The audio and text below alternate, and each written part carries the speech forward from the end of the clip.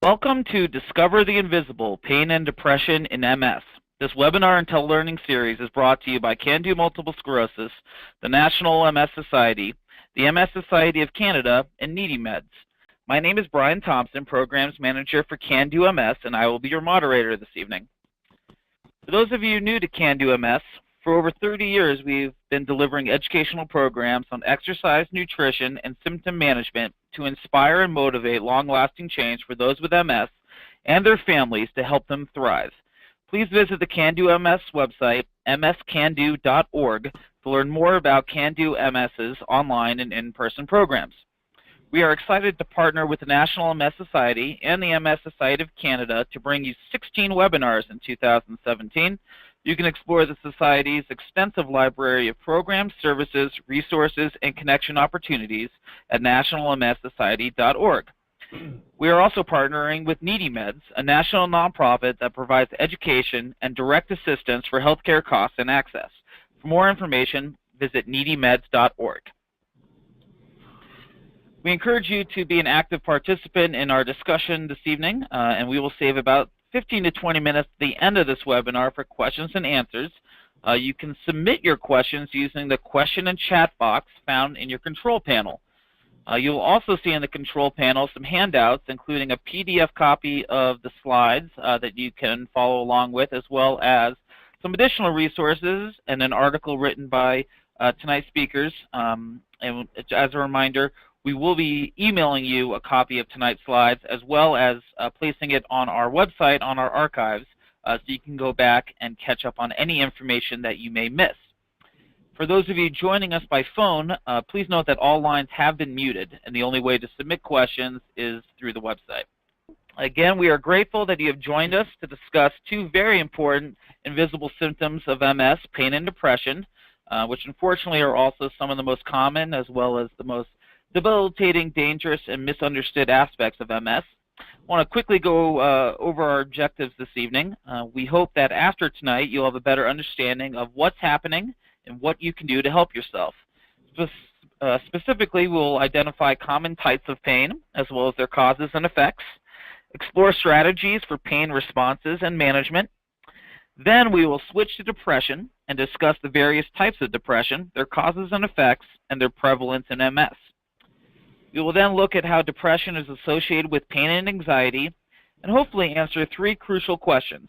How can you tell if you may be depressed? Who can help you diagnose and treat your depression? And how can you manage your depression and live the best life possible?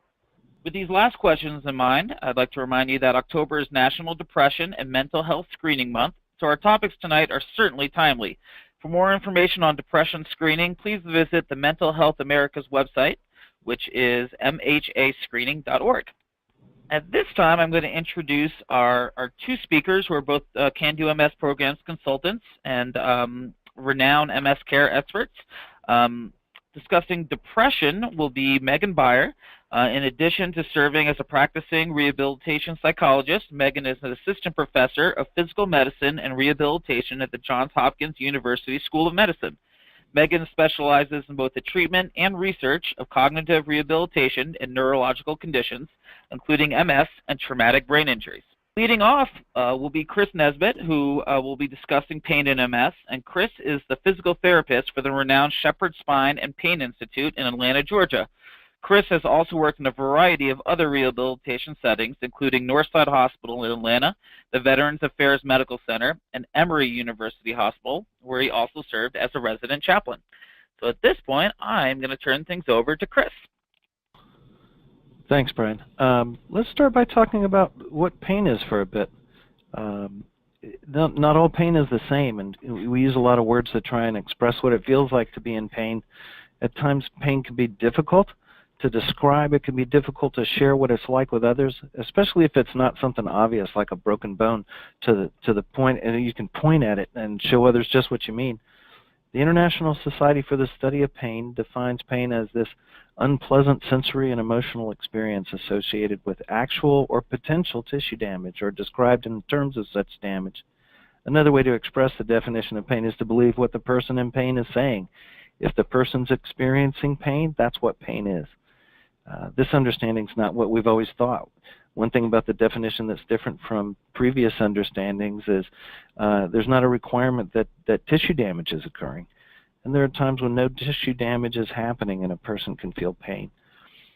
As someone may develop pain that lasts a long time, pain may actually have less and less to do with the tissues at all. So we're interested in pain and how it works because pain can protect us as well as affect us to the point where it can play an important role in our quality of life. Another aspect of this definition worth noticing is that pain is not understood to be a singular sensory experience, but can also be an emotional experience as well. Historically, we thought of pain in terms of a mechanical and tissue-based understanding, like this picture from Descartes. We discovered over time that this understanding hasn't been enough to explain all our pain experience. We know that pain is not a fixed system, but it takes into account the whole person and everything that implies. So our understanding of pain is now called the biopsychosocial model of pain. It integrates a dynamic interaction with our biological, psychological, social factors unique to each of us. All the parts of your life that make you a person have something to do with how you experience pain and how you respond to it. Your brain takes into account all your prior experiences, your mood, your level of attention and expectation, complex nerve and tissue changes, and the physiology of your nervous system at the time. So the nervous system is the feeling system of our bodies. And pain is one of those feelings. Yeah, slide, please. It's effective for the same reason it's unpleasant. It hurts. If your brain gets enough information to think that a part of your body is in danger and needs protecting, the brain's going to make that part of the body hurt. Our brains and nervous systems are the information systems in the body. And I encourage people to understand the nervous system like the electrical wiring of the human body. It's an amazing communication system. It sends information from one cell to the next, and our brains from everything from running smoothly. The brain evaluates all kinds of information coming from throughout the body, and at the same time, it's how we interact with the world, and including how we feel about ourselves and other people. If enough information from all these spheres adds up to something the brain considers dangerous, it might respond with a pain response. So in that sense, the pain is like an internal alarm that alerts us to danger in the body. And chronic pain can change the normal threshold of what makes a nerve cell send a signal to all the neighbors it's connected to. Imagine that the pain alarms gets more sensitive over time. If it was a car alarm, it might change from the factory setting to going off anytime somebody walked past the car. Pain that lasts long enough can make that alarm system more sensitive than normal. That oversensitive alarm can fire without paying attention to the normal rules. So with chronic pain, there are physiologic changes to the nerves that can make them send pain signals when they would not under normal conditions. The term for this is sensitization. It basically means that the nerve has changed so it fires when it's not supposed to. And nerve pain with MS can be like this also, in that there are changes in the physiology of the nerves, and they send signals outside the regular scheme of things. So here's some things to think about how pain works. The amount of pain you experience doesn't necessarily relate to amount of tissue damage. There are certainly stories of people who got hurt and took themselves to the hospital reporting they didn't feel pain at the time. And this information we get from the body about pressure and temperature and chemical changes is called nociception. We used to understand nociception as the so-called pain signal, but it's better to understand it as the information signal. And it may or may not be a danger signal. We can have pain without this sort of information, like a person with phantom limb pain. So considering types of pain, the information we get from the body is that nociceptive pain, and in general we use that term to equate with musculoskeletal pain. So you can have acute pain versus chronic pain. Acute pain is like what I got when I kicked the coffee table this morning with my bare feet, or a broken bone, something that has a predictable time frame within a period of less than 3 months, and chronic pain generally more than 3 months. And you can have neuropathic pain or nerve pain that's not related to MS. You can get burning and tingling and numbness in your feet because you have diabetes. It doesn't have to be MS at all. Or nociceptive pain unrelated to MS, accidents, broken bones, kicking the coffee table, burning your hand on the stove. That would be an example of that. So, but then you can have nerve pain and nociceptive pain that is related to MS. And in that sense, neuropathic pain includes those neuralgias, dysthesias, and painful tonic spasms. And then nociceptive pain, you may walk differently than you did if you have one side a little weaker than the other. And if that goes on long enough, those compensatory gait strategies can cause you to have this kind of nociceptive pain. Your knee might start to hurt because you're having problems bringing your leg forward, or your back might start to hurt because you're just walking differently to the point where it has stressors on all those other tissues that are not necessarily due to nerve pain. So the prevalence of pain in MS, Dr. Thrower here at the MS Center in Atlanta tells me that at one time a lot of healthcare providers thought if you had MS and had pain that it didn't have anything to do with your MS. But fortunately, most healthcare providers understand that MS can cause pain, and it's a common experience for people with MS. In general, it can be said that over half of people with MS experience pain. These numbers are from a good study that samples of the percentages of types of pain that people with MS report. And almost half, report headaches at some time. That neuropathic extremity pain, the burning, tingling, numbness sorts of feelings. About 1 in 4 people. I'm not sure if that back pain in people with MS is any higher than the general population. Maybe a little bit, but that's a similar number to some back pain studies that just talk about the general population. Painful spasms, whether it's spasticity or these transient tonic spasms, I call them, about 15%. And Lermite sign is this phenomenon if you're looking down or staring at your cell phone too long, or changing the position of your head and putting some tension on your spinal cord, you may get this weird electrical or really odd sensation going down your spine, and you may get this tingling into both arms and have that happen every time you look down. That's Lermite sign. And then fortunately, trigeminal neuralgia, which can be a really pretty awful experience of facial pain, happens in fewer people, but still about almost 4% of people can experience trigeminal neuralgia at least at some point in their MS experience. So there's some pain vocabulary to know. I don't want to talk too much about these, but it may help to know that we actually have some terms for some of those strange and unpleasant feelings related to pain. We talked about that nociceptive term that contrasts with neuropathic pain. Allodynia is a term used to talk about pain that's a sign of hypersensitivity. Things that are not supposed to hurt can sometimes contribute to pain, like the not being able to stand the feeling of the sheets on your legs at night, or if the clothes that you're wearing make your skin really uncomfortable. Just that hypersensitivity. And if you're experiencing a strange pain, it doesn't mean you're losing your grip on reality. There's probably a word for what you're feeling, and it may help you to know that you're really not the only one who feels that way. And there's probably a researcher out there trying to understand it better and find a way to make it less awful for you. Moving on to risk factors for pain. That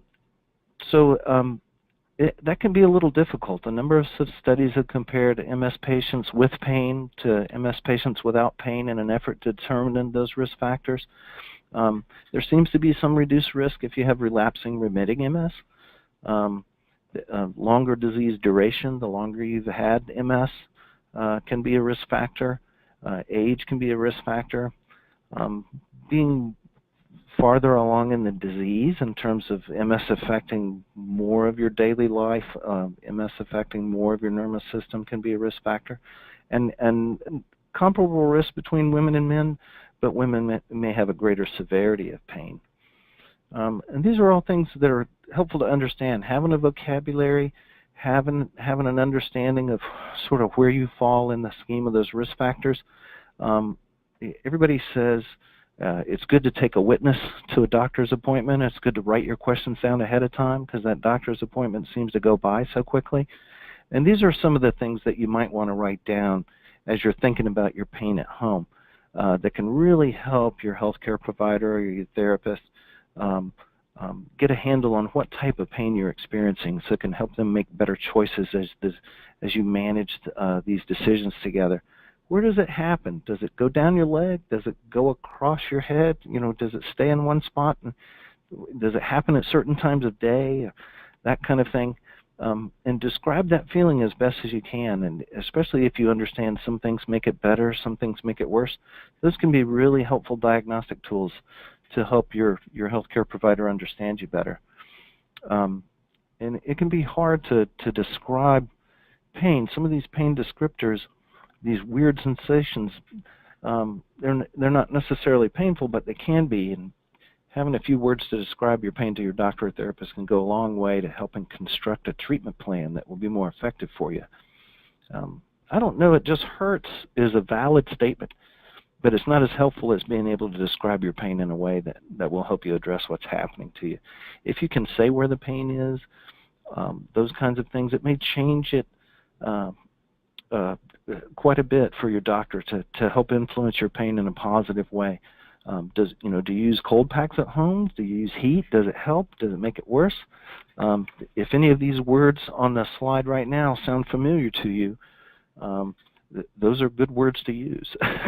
They're not always good things to experience, but they're good words to use with your doctor. And then there are other factors in terms of trying to get at what's going on. Are you using medications that you might not be yours? Are you losing sleep or not getting restful sleep?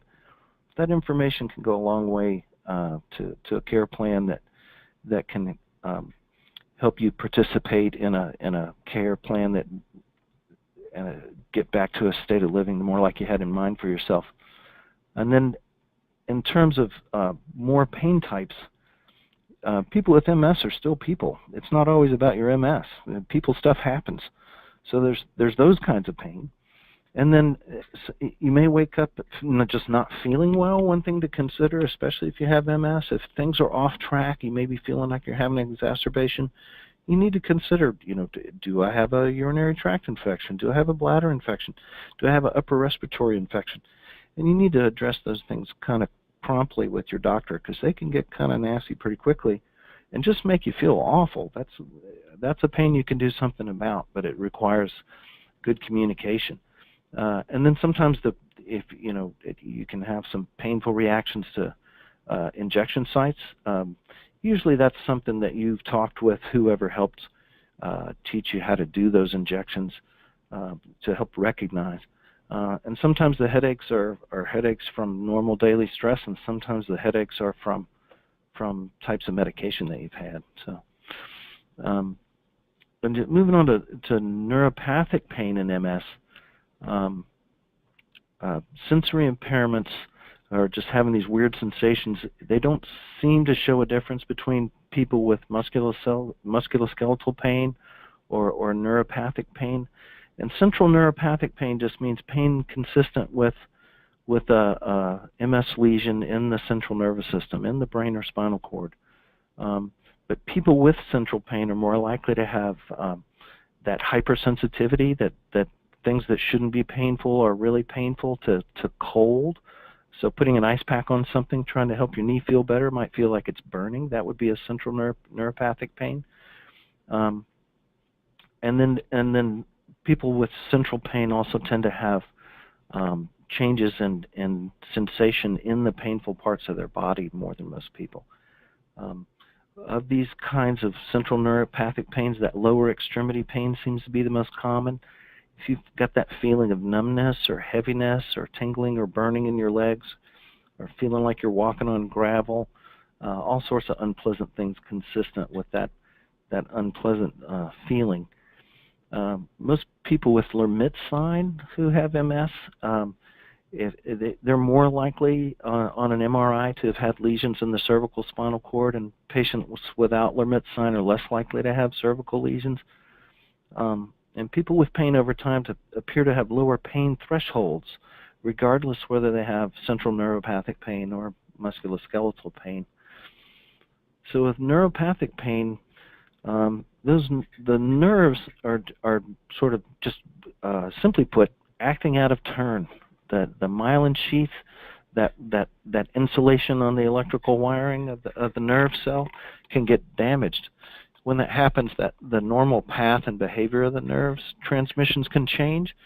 And the normal changes into and out of the nerve cell as a part of how it works normally now aren't following the rules.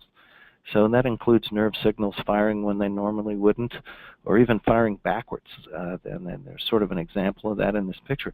Not only do the nerves get sensitive with long-term pain, when they get damaged, they can start talking all over each other, and to the brain it sounds like gibberish, or the normal conversation just got strange with everybody trying to talk over each other. And so neurons can backfire when they're injured. We're familiar with pictures of nerve cells firing and moving in one direction to the spinal cord and to the brain, but neurons are like a long trail of dominoes. If the transmission starts somewhere different, because you're not following the rules, it'll travel in any available direction. So if the nerve sort of backfires, you can increase the inflammation back into the tissues where you'd normally just be collecting information, and that can make that sensitivity and inflammation and pain all the more worse. With dysthesias, we've talked about burning, we've talked about that hypersensitivity and Lermit's sign, but there's also the infamous MS hug, and sometimes that can happen because of dysthesias. And sometimes, feeling like a belt wrapped around your chest or around your abdomen, or having this weird cramping pain. Sometimes that's because of this dysthesia, this nerve pain, and sometimes that's spasticity, which is also related to a lesion in the central nervous system, but it's not necessarily nerve pain. It's that increase in tone. And then the neuralgias that we listed earlier, we talked a little bit about trigeminal neuralgia, which is most commonly facial pain in the side of your face. It's really unpleasant. Or occipital neuralgia.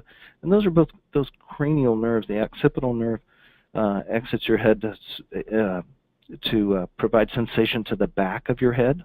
So if you're putting your head on a pillow is really hypersensitive, that could be occipital neuralgia worth talking about with your doctor. So addressing those types of pain, people wonder, why did the doctor want me to take an antidepressant? There are a lot of reasons why that don't have anything to do with depression. It has to do with how those medications work. And the same thing with some of the other more common sort of nerve pain sort of medications. They started out as medications for people who have seizures, and what people who have seizures have in common with people with MS are these nerves sort of talking out of turn and firing when they're not supposed to. You get these electrical signals happening when they're not supposed to, and these medications target those parts of where the nerves communicate to try and calm all of that noise down. And I'm not a physician, so talking a whole lot about medications would be beyond my scope of practice, but I can say that. There's also topical patches and compounded preparations. There's a lot more things that these patches can deliver medication through the skin. So if you've got hypersensitivity in a joint or a shoulder or a particular part of your body that responds well to lidoderm in a patch, that can be really effective. There are also a lot of specialty preparations, things that have some of these other things like gabapentin in them, or ketamine, or other things in a cream that you can rub on your skin, and they can be very effective, but they can also be very expensive. Insurance doesn't tend to like to pay for some of those, but it's worth a conversation. Then there's opioids. Opioids for pain management is a big topic. I don't want to open the door to too much talk about opioids in general, especially from a physical therapist point of view. Long-term pain management is never what opioids were designed for in the first place. It's not a preferred choice for long-term pain because they tend to be less effective over time. And again, it has to do with how those medications work. And that's how those medications work in terms of getting into your system quickly. They tend to leave your system quickly, and that mechanism is why they become addictive. In order for them to have the same effect over and over again, people want to have more in order to feel that same pain-relieving effect. And some of the newer opioids like Nucynta or Belbuca or Butrans, I understand those to have less addiction risk, and exactly how they work is a little beyond my scope, but they're worth talking to your doctor about if opioids are a part of your plan. one of the catch-22s is a lot of insurance companies don't want to approve those newer ones because they cost a lot more. So that's worth a conversation with your pain management doctor or your MS doctor about that. So, and that leads us on to musculoskeletal pain in MS. Nociceptive pain, that pain from the musculoskeletal information system, if it feels damaged or if it feels threatened, it's going to say so. That can be due to those compensatory gait strategies I was talking about before. You can get back pain because you walk differently. So if your physical therapist ever says, yes, I want you to use the walker, and it doesn't necessarily mean because I'm afraid you're going to fall down, using the walker sometimes can help you compensate for your compensations and sort of reduce some of those mechanical stressors to your muscles and your joints to help reduce that pain. So that's a real tool that you may not like the news that the therapist thinks it's a good idea for you to use a walker, but once you learn how to use the thing as a tool to help manage the stressors on your joints, you may become a believer in using that thing. It's a little bit like renting a U-Haul truck or trailer. You never really notice those things until you rent one, and then you notice they're all over the road. So don't feel self-conscious if somebody says, yeah, I think a walker's a good idea. Give it a try. It may help your knee pain go down by about half in a relatively short period of time. So we've talked about nerve pain. We've talked about musculoskeletal pain. I want to talk a little bit about spasms, not too much, but that spasticity in itself is a big, complex topic that could talk about for days. But understand spasticity is that state of chronic increased tone, and the results of that are what therapists, both physical therapists and occupational therapists, try and help people avoid. Because you want to avoid having these adaptive tissue shortening, the contractures, but you don't want to take away spasticity just because it's spasticity. A lot of people use it to help stand up. And there's a little difference between a muscle spasm, which might be a wave of increased tone. Sometimes if a fatigued muscle is really saying, oh, okay, I've had enough, I can't even fire normally anymore, that would be a spasm. But spasticity is this chronic increase in tone that's hard to work with. And increased muscle tone is usually due to some sort of lesion on the brain or spinal cord. It tends to result in your arms wanting to flex and your legs wanting to straighten out. And it can be painful. It's not always painful, but therapy is going to stress stretching to help calm that down. There are a number of medications we'll talk about in a second. Acupuncture can be helpful for spasticity. Dry needling, which is the use of that same acupuncture needle from sort of a Western medical perspective, can be helpful with spasticity. We do a lot of that at Shepherd Center. In my experience, it doesn't last a long time, but it can help the pain in terms of taking the spasticity away, but it can make the spasticity less painful for up to a few days at a time. And given how inexpensive and relatively straightforward that is, sometimes that's an effective way to help manage pain. So for spasticity management, you want to look out for what may have set you off. What's different about your spasticity? You may want to change the irritating or noxious stimulus. Your shoes may be too tight. Your belt may be too tight. It may be time to not wear the skinny jeans because it may affect your spasticity. Other things that can make your spasticity worse, or like we said before, if you have signs of an infection, increased spasticity may be a sign that something else is going on. So the occupational therapist and physical therapist both are going to try and focus on the stretching, exercise, safety with movement, whether or not you need bracing orthotics so you're moving more effectively to help manage that spasticity that you do want to keep to help you move better. And then there's medications for spasticity. The most common of them is baclofen. Xanaflex is a muscle relaxer. And then there's this class called the benzodiazepines. So that's where Klonopin, Ativan, Valium, they all work similarly. They have different side effects. They have different lengths of time they're going to work in the body. So that's more complicated physician-level talk about what choices you might want to make with your physician about that recipe of medications to address spasticity. But that's an ongoing conversation, because sometimes things are going to work, sometimes things are going to change.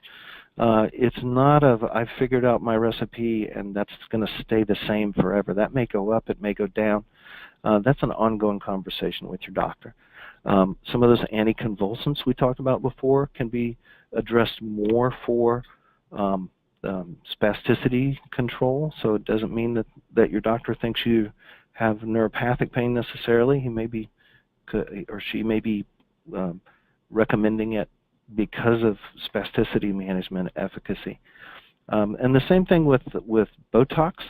Botox is not really the realm of plastic surgeons or for vanity procedures. Botox is really used for things like this. And then the cannabinoids. That's such a big topic. I think it's sort of out of our scope for tonight because there are people from states all over the country and all the laws are different. There is some evidence that can be effective for pain and spasticity management. But it's the sort of thing that should be addressed, I think, on a local level with somebody who's familiar with your surroundings and is familiar with the research, that you can talk on a more individual basis. It's not a panacea, but it is a worthwhile conversation. So other things that go with MS pain, greater pain severity is associated with poorer health-related quality of life. There's that phrase again, health-related quality of life, which is really what it's all about. So it's not just a phrase that researchers use. It really has some meaning in how it is we deal with all this stuff. And more pain can just affect your health in general, whether or not you feel like taking care of yourself, whether you feel like getting out and talking to the people you care about. It can affect your sleep. And all these things are connected. It can be a little hard to decide, did the fatigue make you not feel like going out, or did the pain make you feel more fatigued, or who's on first? It's hard to figure out whether or not the mental health, the mood, the anxiety, depression, because they're all connected, it's hard to find out which one started the next thing and whether one's causing the other. But if it starts to affect your ability to walk or move around in terms of what else goes with MS pain, the normal work, feeling like you get enjoyment out of life anymore, the physical and emotional functioning can change. And slide. So it doesn't take long with the deconditioning to actually get weaker. So I do know somebody with MS that I hadn't seen in a long time. He came and saw me after about a year since I'd seen him last, and I said, well, how you been? And he said, well, I spent about the last 6 months on the couch. And that explained why he was walking a whole lot worse than I remember, because he had really gotten so depressed that the deconditioning became as big a problem as the mood. And so we really had to work with people like Meghan in the psychology department with the therapy, and we all worked together to sort of get things back to the condition he was in the last time we saw him. So that brings up the pain management team,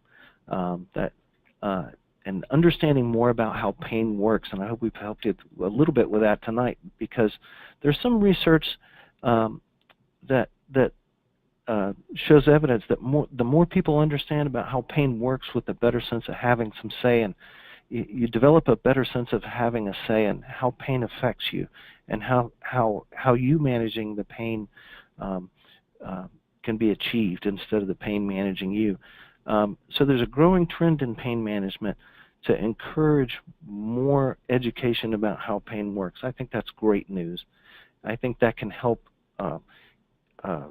motivate people in a positive way to understand that movement increases the health of the tissues, nourishes the brain as it reestablishes fine motor function, and sensory and motor representation. How you move and exercising regularly really does affect how your brain sees itself and how your brain understands you, and getting into a program where you feel like you are part of a pain management plan with the other people that you interact with, your family, your doctor. That can help reinforce those healthy behaviors, because it really does have a strong effect on how you look at the world and how you feel like you have a handle on managing your pain. So not neglecting the fact that you have things that you care about.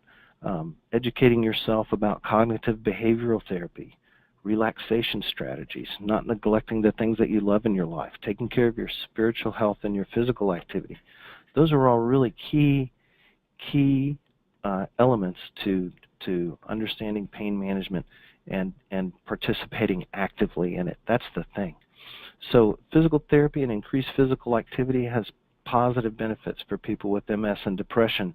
And as the physical therapist, I'm going to reinforce the idea that all of those different strategies have to do with exercise.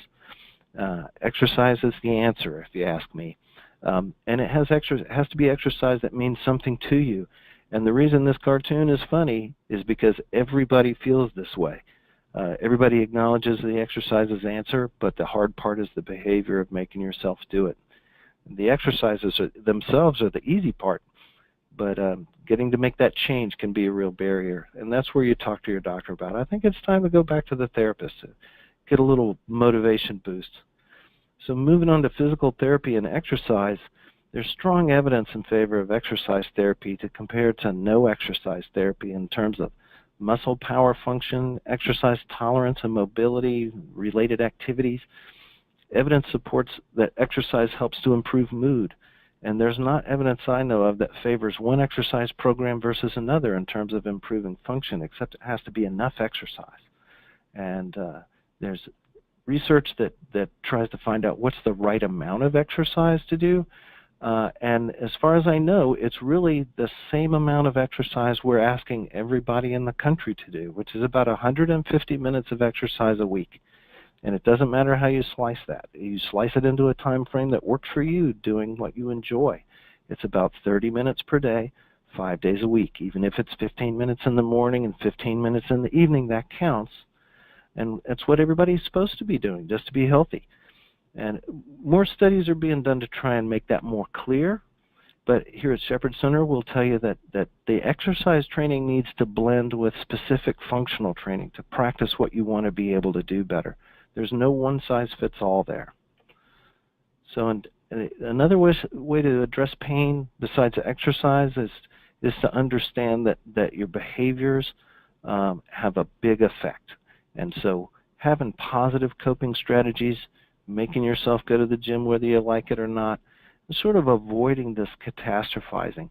These excessively negative thoughts, everybody has them sometimes. You want to try and catch them and address them in a way that will help you get into a more optimistic approach, because the behaviors of how you think can affect your pain.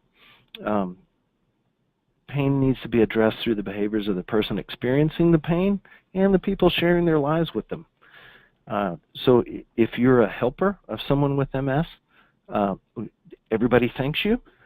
You may be helping too much, and it's okay to talk about that. It's difficult to talk about that sometimes.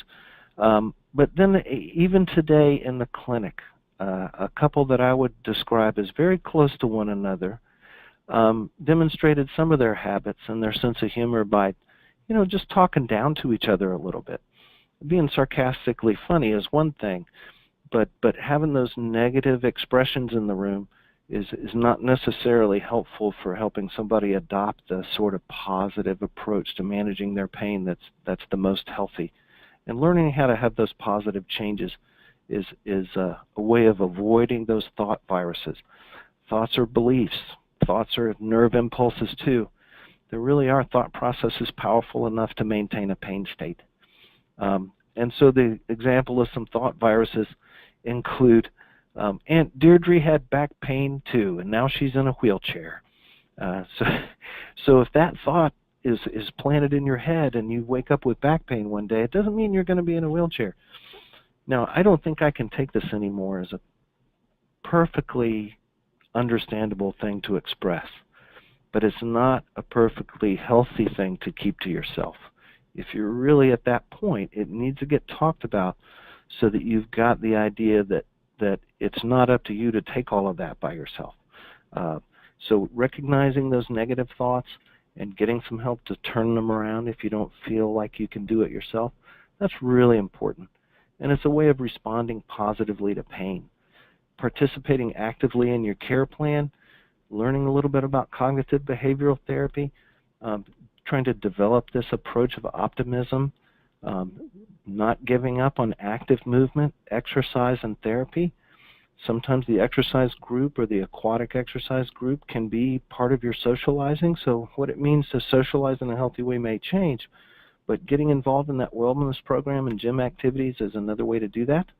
I would recommend a website called retrainpain.org.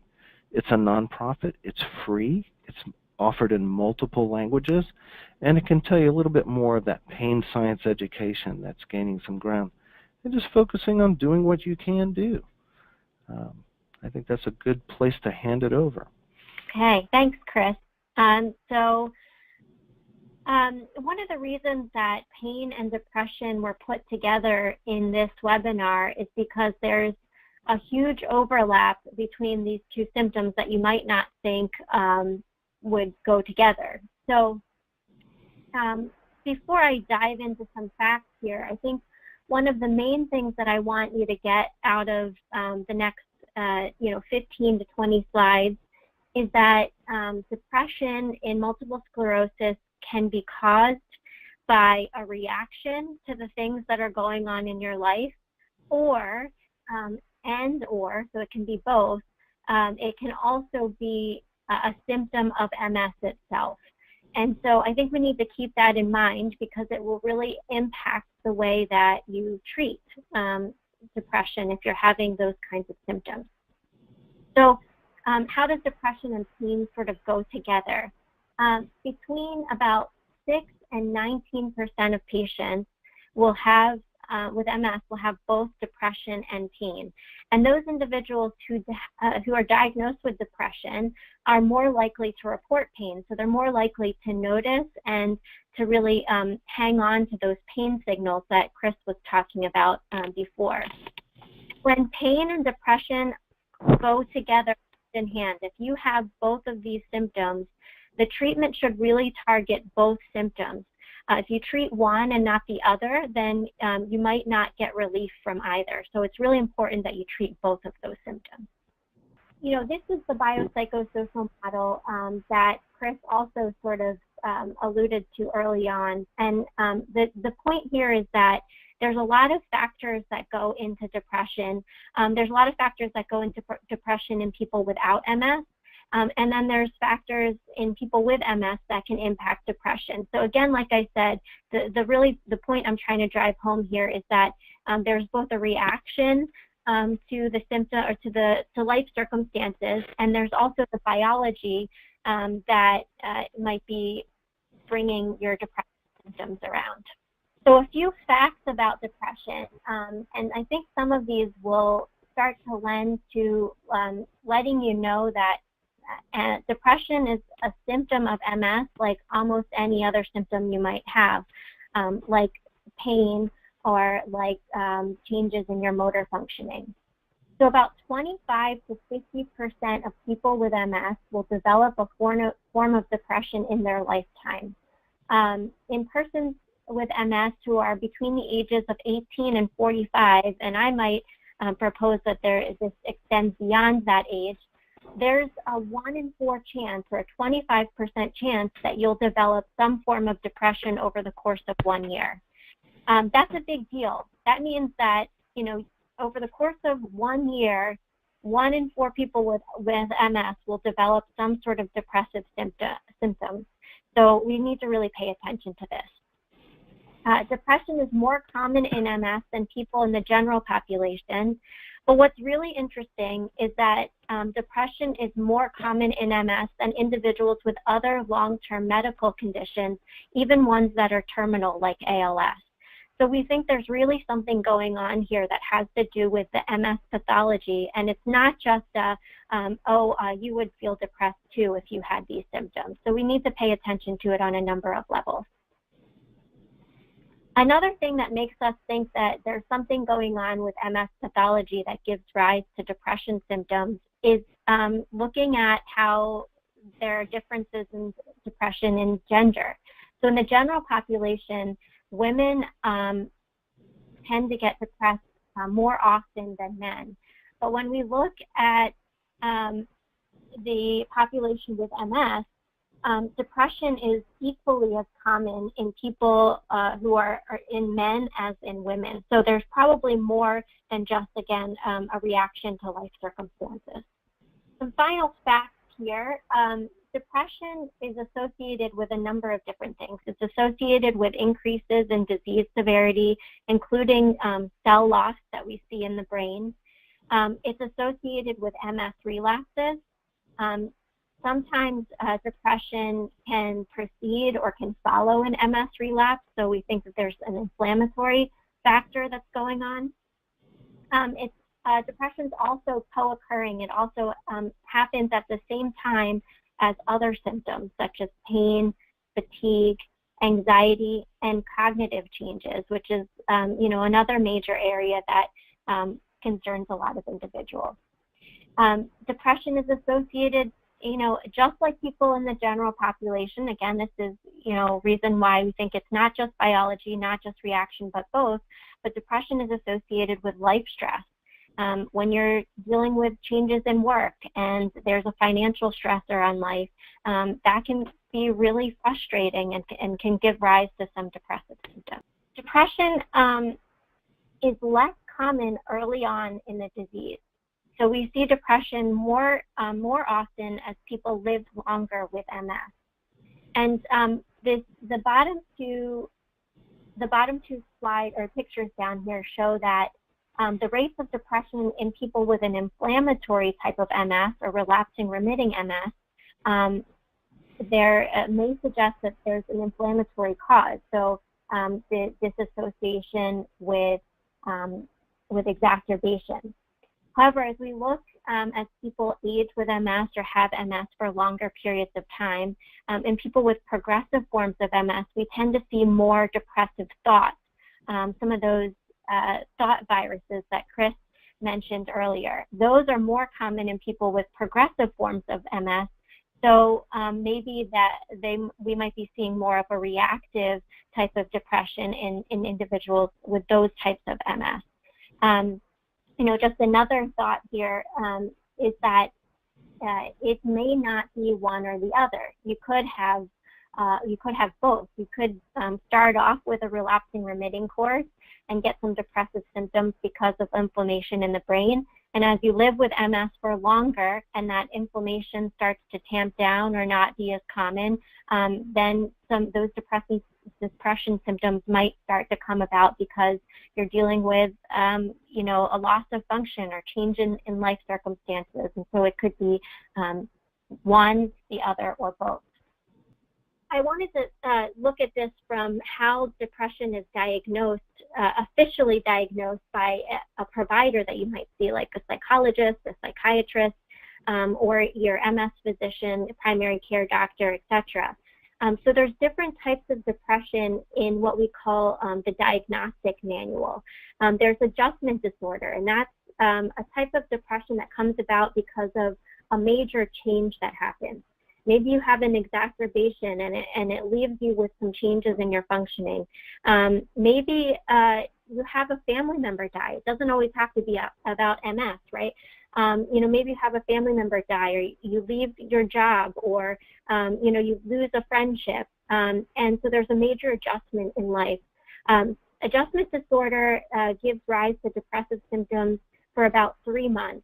If those those depression symptoms last for longer than 3 months, then we start to think, maybe you might have a more chronic form of a major depressive disorder.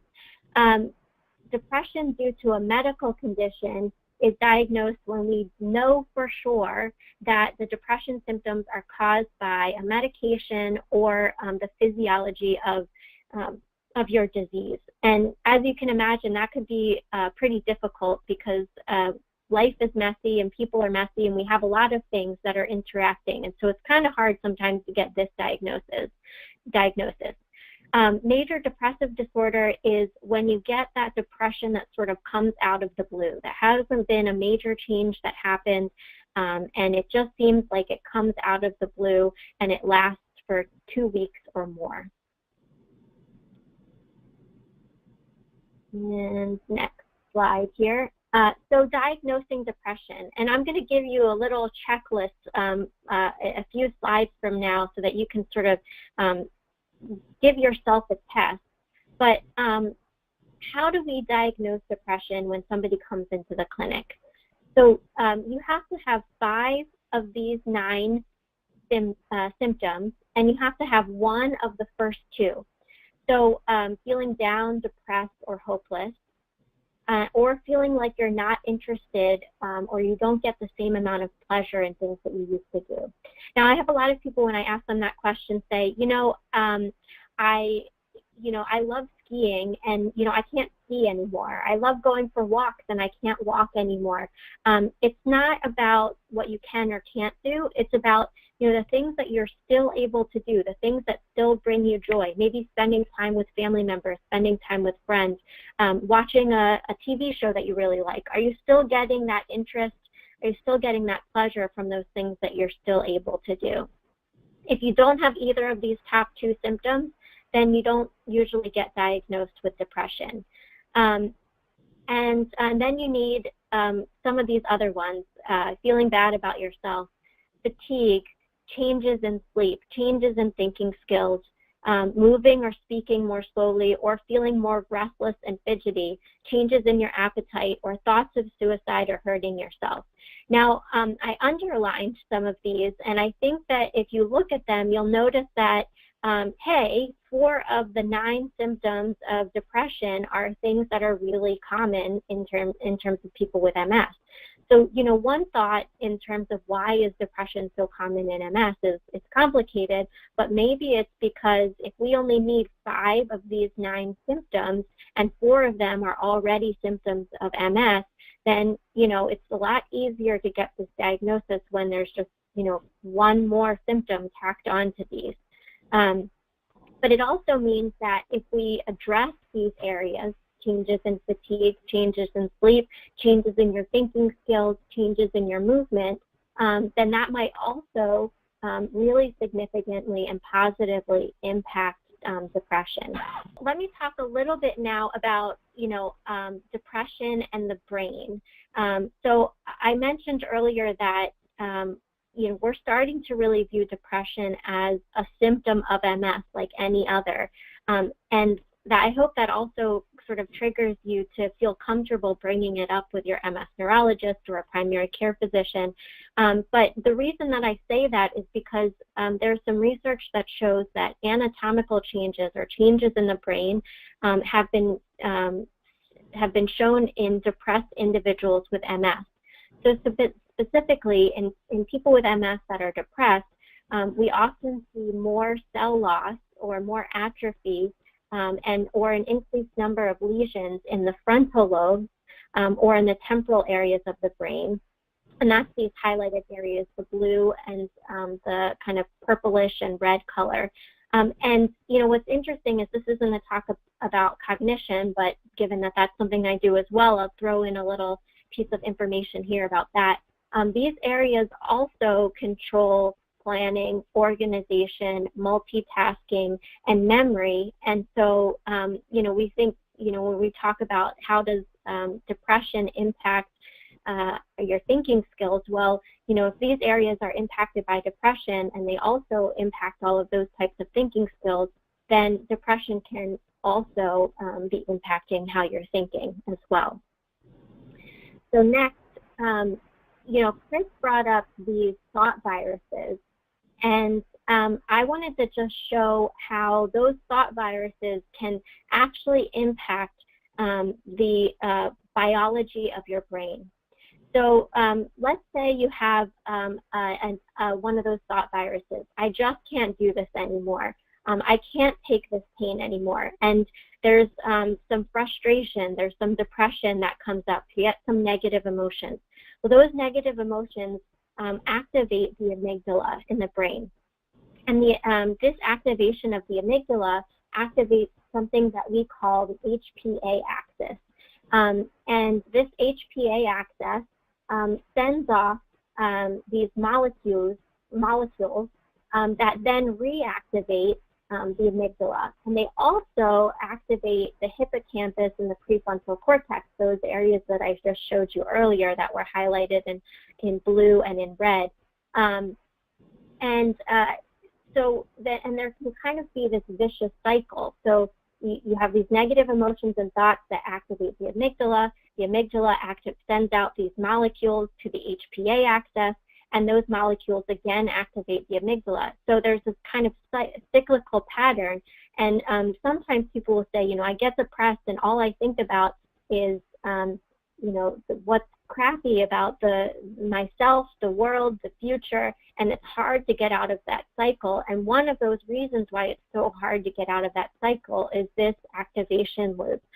So it's not just about, not trying hard enough. It really is, it comes down to biology.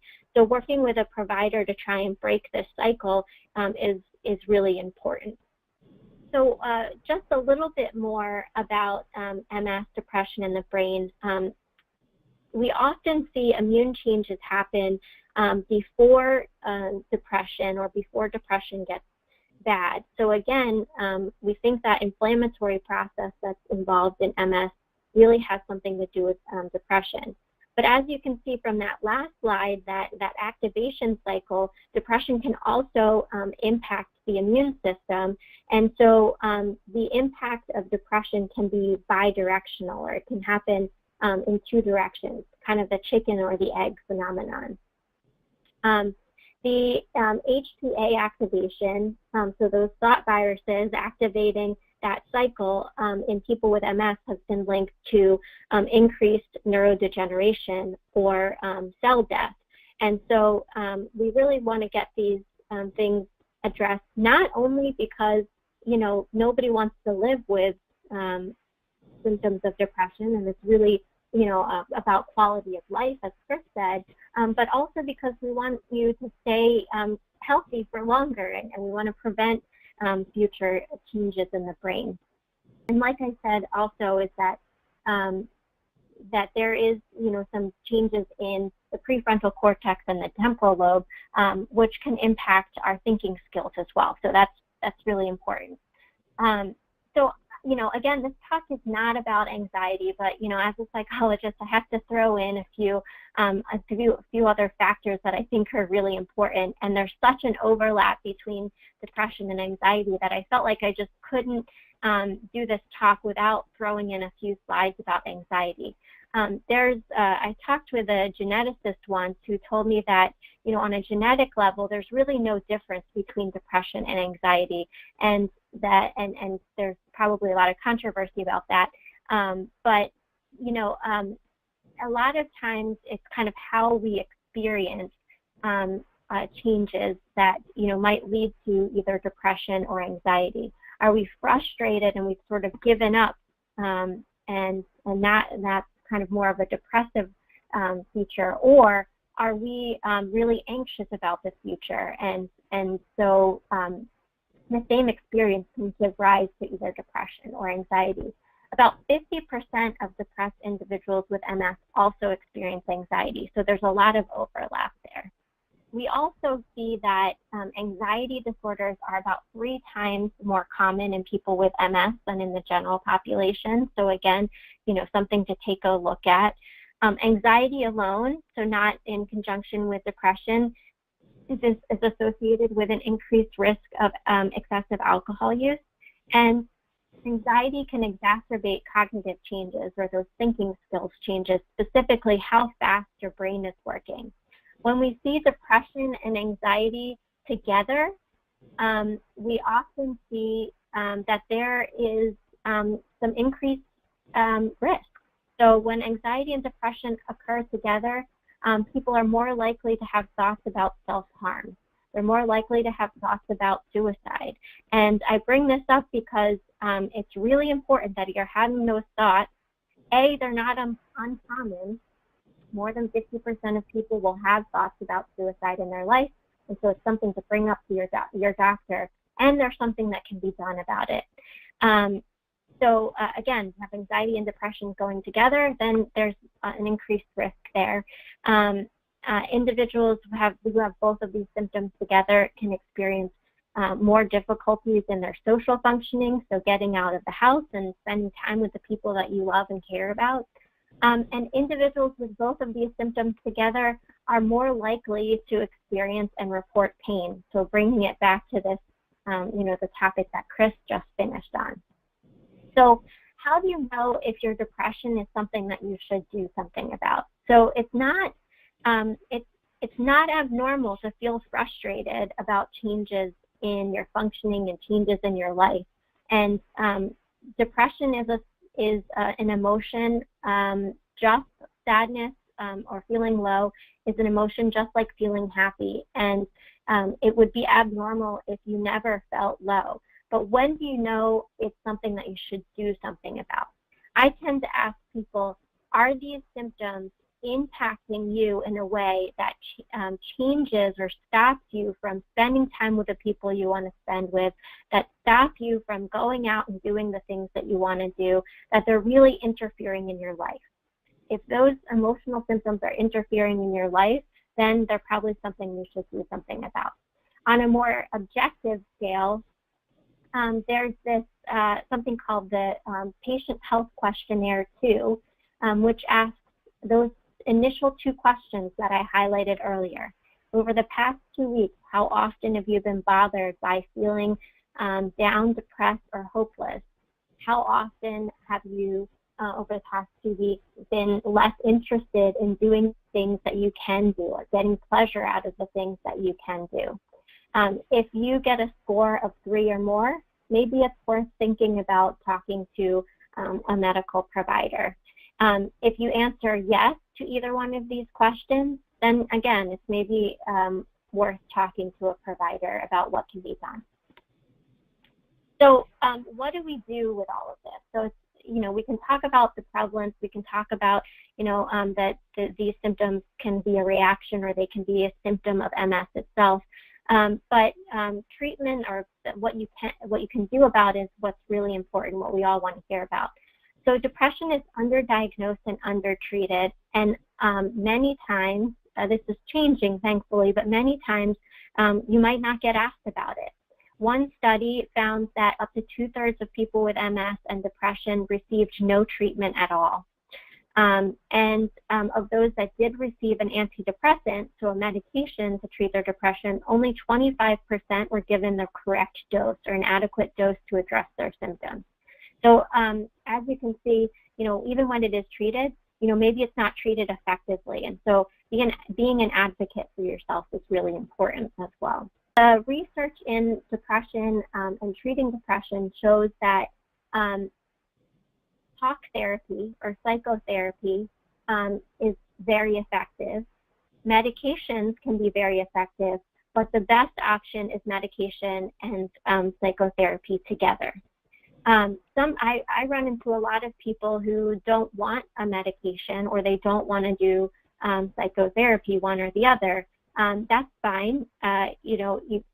We know that both together tends to have the strongest impact. However, you need to do what's most important for you, or you need to do what is going to treat the symptoms for you. Both talk therapy and medication are effective, and so it's something, again, to discuss with your medical provider. If you've never been in psychotherapy before, I just want to highlight this last slide to tell you that, we psychologists don't have to be super scary. And I won't say that every psychologist is the same, but, we're less and less focused on kind of that Freudian model of coming in and laying on the couch and tell me your deepest, darkest secrets. When I work with somebody, what I'm really focused on, how are you thinking, what are you doing, and how do the thoughts that you have impact your emotions? How do the things that you do impact your emotions? And how can we change those thoughts, those behaviors, body sensations to impact your emotions? So it might be, come in, let's monitor your thoughts for a week. What are those what are the thought viruses that are coming up?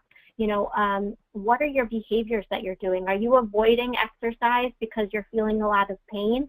Are you are you the person who sat on the couch for 6 months and you're sort of avoiding? Is that a behavior that you're doing? Okay, well, let's change that behavior. Let's change these thoughts, you know, so that we can sort of positively impact your emotions. So in summary, you know, depression is really common in MS, and it's really, we're thinking more and more that it's a symptom of the disease itself. And so it shouldn't be something that you should be scared to bring up to your physician, your medical provider. It should be something that's discussed in your sessions like any other symptom that you're experiencing. It often co-occurs or happens together with other diagnoses or other symptoms such as anxiety or pain. It's often undertreated and underdiagnosed, so be an advocate for yourself. And treatment can be medication, talk therapy, or both. So I'll hand it back over and we'll answer some questions. All right. Thank you so much, Megan and Chris, for that wonderful information about two really important topics. And I think you helped us build the foundation of what causes that and how they're related and how it all fits into the MS picture, as well as our overall health and wellness and quality of life. So we really appreciate you taking time and being here, as well as our viewers and listeners this evening.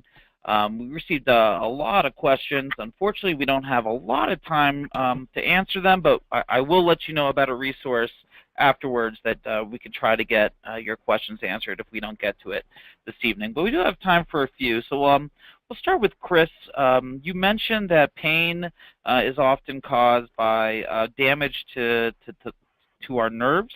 Can that damage be reversed or regenerated, or is once that damage done, is it irreparable? That's a very complex question. I would love for your neurologist to answer that question, but here's what I can answer within my scope of practice. I'm not sure about regenerated, but I know that it can be modulated. Shepherd Center is most famous for its spinal cord injury rehabilitation program, so these are people with a different type of nerve damage, but the persistence and the consistency of the rehabilitation is focused on getting those nerves to be re-educated. So I would say perhaps not regenerated, but the nerves can be modulated, and that's partly a combination of what you're doing for rehabilitation physically, what you're doing for rehabilitation mentally, with psychology, and what you're doing with your neurologist or your MS doctor about having this ongoing conversation about your medications, how they're working for you at this period of your life, how they're working for you at another time. Have you been able to participate actively in that healing process? And so I think it's really more in terms of what can you do about that regeneration. You can participate as actively in that healing pain management process as you can, in that rehabilitation process as you can. We are not at the point where we would like to be, where we can take a nerve that's physically impaired and stitch it back together and work it. But we are able to understand how the nervous system works and how to encourage the nervous system to learn new pathways and to reinforce those pathways to be able to do something positive towards managing your symptoms. That's a great answer. Thank you so much. Megan, I have a communication question for you. You often do a communication session for Can Do MS, and so the question is the phrase, "But you look so good," and we're talking about invisible symptoms. Do you have any quick tips on communicating, these feelings of pain and depression when it's not visible to other people, and any tips for communicating these symptoms and asking for support and help and understanding from our loved ones? Yeah, so I mean, I think that there's a few thoughts to that. Number one, I think it's helpful to understand your individual reaction to that question, or that statement, but you look so good. And to also think about, where is that other person coming from? What is the motivation in them saying that? Or, why might they be saying that? Or think of a number of different reasons why they might be saying that. Oftentimes I know individuals with MS can be really frustrated by that kind of comment because, it sort of shows a lack of understanding of how complex the disease is and, how frustrating, incredibly frustrating it can be to live with such a complex medical condition. But I think if you start to try to put yourself in that other person's shoes and understand where they're coming from, it might, it might help you to figure out how to respond. And, individuals might say that same phrase and have, a different emotional emphasis on it. And so one person might be really genuine and one person might not, and it's very individual. So it's kind of trying to understand where that person is coming from. And I also think, understanding what you want that person to know. If it's somebody that's in the grocery store who you've never met before, that might be somebody that you don't necessarily need or want to communicate, or you might want to. It's just understanding what you want to communicate to that other individual. So, but you look so good today. I might look good, but I'm really, this is a complex condition, and there's a lot of invisible symptoms, and it's hard to express them, but I have a lot of pain, I have a lot of X, Y, and Z. It's a perfectly reasonable thing to say. So again, the first step is really understanding what you want that person to know, and understanding where you think that other person is coming from is a good first step. I agree, and just want to throw another question your way, Meghan, that's somewhat similar. We have a number of support partners that are joining us this evening. And so it's a similar question, but from a different perspective. Do you have any quick tips for support partners on how they can communicate better with their loved ones, and how they can help them cope with this depression and pain? Sure. Again, it's quite individual, because the relationship that you have with your partner, or the person who is living with MS, can be very different depending on depending on the person. I think coming from a genuine place, trying to understand as much as you can, the experience that they're having, and maybe even just having an honest communication of, I really want to support you in this, but I'm not quite sure how to do that. I really care about you, and I want to see the best for you, and I'm not quite sure how to approach you when I notice these things happening. How would it be? How can I best communicate with you when I notice that you're getting a little down in the dumps, or when you're getting really irritable? What's the best way for me to approach you? Should I not? Should I wait? Kind of getting some feedback from the other individual of how they might want you to approach them could be a good first step. Thank you so much. We have time for two more. Chris, this is, I think, an interesting question, and one that I'm sure you've heard a lot from as a PT. This viewer is asking, all of my doctors have different ideas on how to treat my pain. How do I get them to all work together? That's a good question. Doctors can be like herding cats a little bit, but and being a doctor is very difficult. So asking them things that are going to take some of their time can elicit a flight response from a doctor. So I understand it's hard to get them to talk to each other, but talking at least with the the doctor in a visit saying, I really want you to talk to my other doctor about this specific thing. You have to give them something that's going to wind up on their to-do list that can actually get done, about doctors coordinating the treatment plan a little bit. It's not too much to ask to say, I have some questions about these medications. I'm not sure if all the doctors are on the same page, and I need to understand that there's a coordinated effort going on here. And because the doctors may understand that they have a coordinated effort, and they may not have been able to explain that to you to your satisfaction. So that's perfectly legitimate.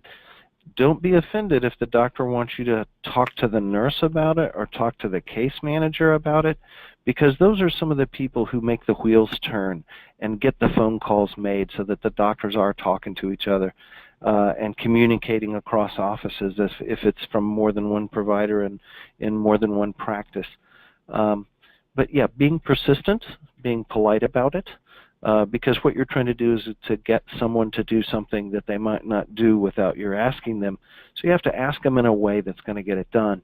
That's going to be a lot more effective than pitching a fit in the office. Believe me, I've seen it done both ways. So yeah, don't be afraid to make it a part of the conversation.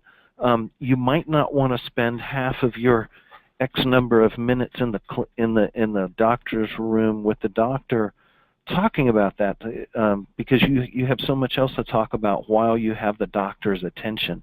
And so that's why I encourage people to call the nurse line, talk to the case manager, however you can get the logistics of having this sort of coordinated care at least explained to you, to get some confirmation that what all these different explanations you're getting makes sense. Very good. Easier said than done, but good advice. Yeah. Last questions for both of you, and it's kind of a combination of questions. We talk a lot about diet and nutrition here at Can Do MS, and Dr. Google offers lots of advice like vegan diets can help alleviate pain, or sugar intake can increase depression. Based on your research and knowledge, does the food that we put into our bodies, can that either help or hurt our pain and depression? I'm going to say yes.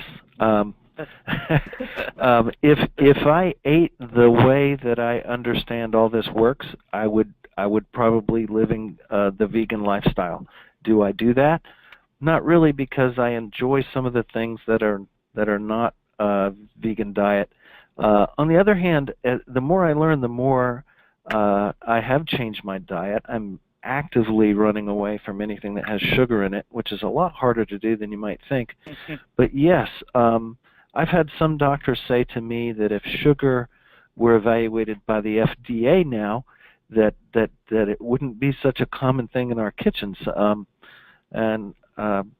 yes, sugar is almost never good for you. So using it to feel better is not a very healthy behavior. Cutting out fast food is one way to understand how to change your diet into a more healthy lifestyle.